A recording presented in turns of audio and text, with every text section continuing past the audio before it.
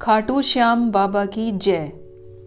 खाटू श्याम बाबा की महिमा न जाने आपने कितने लोगों से सुनी होगी, न जाने कितने लोगों की असीम आस्था है खाटू श्याम में। पर क्या आप जानते हैं कौन है ये खाटू श्याम? खाटू श्याम बाबा की महिमा का बखान करने वाले लोग न सिर्फ राजस्थान में बल्कि भारत के हर एक कोने में मिल सकते हैं। खाटू श्याम जी को भगवान श्री कृष्ण का कलयुगी अवतार माना जाता है। पर क्या है इसके पीछे की कहानी, कैसे खाटू श्याम का नाम जुड़ा है श्री कृष्ण से, चलिए आज जानते हैं। जब पांडव वनवास के लिए गए थे तो वहां भीम की मुलाकात हिंडिमा से होती है।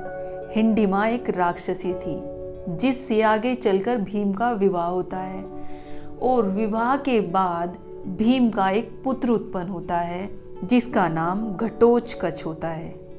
क्योंकि ये पुत्र जन्म से ही गंजा होता है, इसके सर पर बाल नहीं होते और ये बहुत विशाल हो जाता है पैदा होते ही, इसीलिए इसका नाम घटोत्कच रखा जाता है। जब महाभारत का युद्ध चल रहा था और बारी घटोत्कच की आती है युद्ध में उतरने की, तो घटोत्कच के विशाल रूप को देखकर ही सेना डरकर भाग खड़ी होती थी। एक वक्त ऐसा आता है कि घटोत्कच युद्ध के मैदान में हाहाकार मचा देता है जिससे कि सब डर जाते हैं। जब दुर्योधन ने घटोत्कच को देखा तो वो खुद भी डर जाता है और वो कर्ण के पास जाता है कि किसी तरीके से इसका वध किया जाए और आखिरकार कर्ण को अपना अमोघ अस्त्र चलाना पड़ता है जिससे कि घटोत्कच की मृत्यु हो जाती है। अब बात तो हम यहाँ खाटू श्याम बाबा की कर रहे हैं, फिर बीच में ये घटोत्कच कहाँ से आता है? ये घटोत्कच ही है खाटू श्याम बाबा का पिता। मतलब घटोत्कच का एक पुत्र था जिसका नाम था बर्बरिक। घटोत्कच जितना मायावी था उतना ही शक्तिशाली उसका पुत्र बर्बरिक भी था। पर बर्बरिक के अंदर राक्षसी प्रवृत्ति नहीं थी, वो अच्छे दिल का इंसान था। बर्बरिक जब अपने पिता की मृत्यु होने के बाद युद्ध में उतरता है तो वो युद्ध में उतरकर बोलता है कि मैं उसी की तरफ रहूंगा जो कि हार रहा होगा, क्योंकि बर्बरिक के पास 3 ऐसे तीर थे जो पूरे युद्ध का खात्मा कर सकते थे। ये तीर उसे प्राप्त हुए थे माता रानी की उपासना से।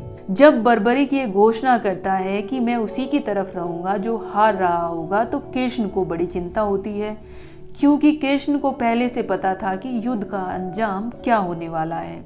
श्री कृष्ण तो जानते ही थे कौरवों की हार होगी, पर अगर कौरवों को हारते देखकर बर्बरिक उनके साथ मिल गया तो फिर पांडवों का जीत पाना मुश्किल होने वाला था। इसीलिए श्री कृष्ण बर्बरिक के पास जाते हैं उसकी ताकत की जांच करने के लिए। श्री कृष्ण बर्बरिक के पास जाते हैं और एक पेड़ की तरफ इशारा करके बर्बरिक से बोलते हैं, इस पेड़ के सारे पत्तों को अपने एक तीर से बींध कर दिखाओ। बर्बरिक मुस्कुराता है और श्री कृष्ण की आज्ञा मानकर वो तीर चलाता है। जैसे ही वो अपना तीर चलाता है, एक के बाद एक सारे पत्ते उसके तीरों में आते चले जाते हैं। वो सारे पत्तों को अपने सिर्फ एक तीर से बींध देता है। जब वो उन पत्तों को बींध रहा होता है तो एक पत्ता पेड़ से गिर जाता है और उस पत्ते को श्री कृष्ण अपने पैरों से दबा लेते हैं, ये सोचकर कि अगर ये दबा ही रह जाएगा तो एक पत्ता बिना बींधे रह जाएगा। जब बर्बरिक का तीर सारे पत्तों को बींध कर श्री कृष्ण के पैरों के पास आकर रुक जाता है तो बर्बरिक बोलता है, माधव अपना पैर हटा लीजिए, मेरे तीर को पत्ते बीनने की आज्ञा मिली है, आपका पैर नहीं। जैसे ही माधव अपना पैर हटाते हैं वो पत्ता भी उसके तीर में बिंध जाता है और श्री कृष्ण मान जाते हैं कि ताकत तो अनंत है बर्बरिक में।